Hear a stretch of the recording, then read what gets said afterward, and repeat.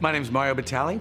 I am a chef and a restaurateur in New York City. I have 14 restaurants in America, and I love everything about Spain. I love is making music with my friends. Spain on the Road came about as I was talking to a television producer named Charlie Pinsky, who was for many years in love with the concept of Spain.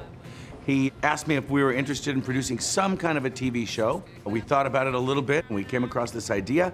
I spoke with Gwyneth Paltrow. She said yes, and it was an interesting time to go and a fascinating time. So we decided all to go, and we went and shot, and it was actually fun.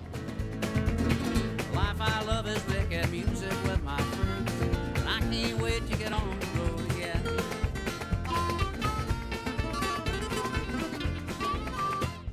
The most crucial role that a government can play in promoting gastronomic tourism is by creating an environment in their own country initially where the people are rewarded.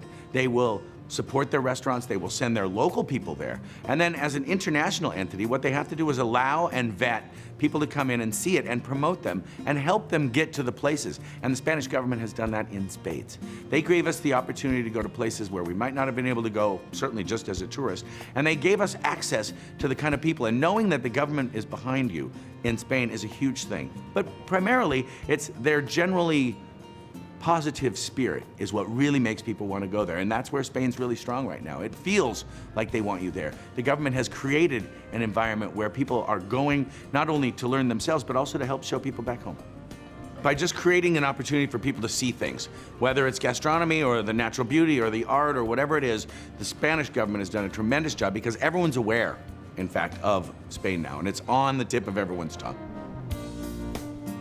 I think the color and vibrancy of the people is the core canvas on top of which all gastronomy could possibly be painted.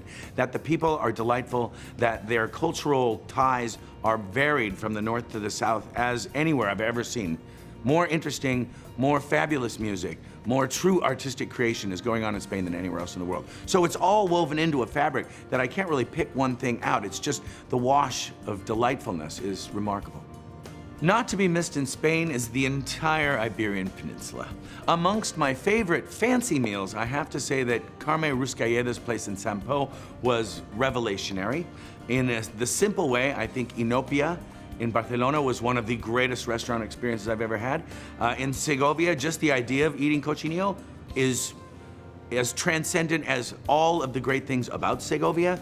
Eating arroz and eating the shellfish on the Valencia coast was magnificent. I think the Moorish influence, particularly in Sevilla, was one of the great things that just drove me crazy. It would be hard for me to say that there was one thing or even a list of only 5 things because I would be diminishing the greatness of almost every single meal we had. It was as exciting as a gastro-tourist destination could possibly be. What drives me somewhere to want to eat and consume the entire culture is a depth of tradition. Being American, we only have 250 years of history.